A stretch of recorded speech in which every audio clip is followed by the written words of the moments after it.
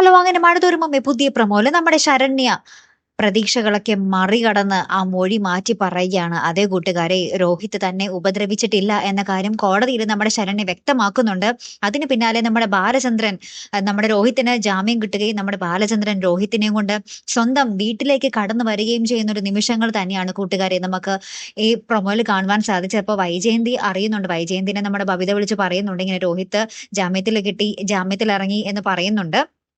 കുറ്റവിമുക്തനായി, ഇനി ഒരിക്കലും ജയിലിലേക്ക് പോകണ്ട അല്ലേ കൂട്ടുകാരെ. അപ്പൊ നമ്മുടെ രോഹിത്തിന്റെ മുറിയിലേക്ക് നമ്മുടെ അലീന എന്താ കുടിക്കാൻ വെള്ളമോ ആഹാരമോ ഒക്കെ ആയിട്ട് എന്തൊക്കെയോ കൊണ്ടുവന്ന് വരുന്നുണ്ട്. അപ്പൊ തന്നെ നമ്മുടെ രോഹിത് അലീനയുടെ അടുത്ത് ഭയങ്കരമായിട്ട് ദേഷ്യപ്പെടുന്നുണ്ട്. ദേ എന്റെ മുന്നിൽ നിന്നും കടന്നു പോയിക്കോ എന്നും പറഞ്ഞിട്ട് ആ ഫുഡും കാര്യങ്ങളൊക്കെ വലിച്ചെറിഞ്ഞിടുന്നുണ്ട്.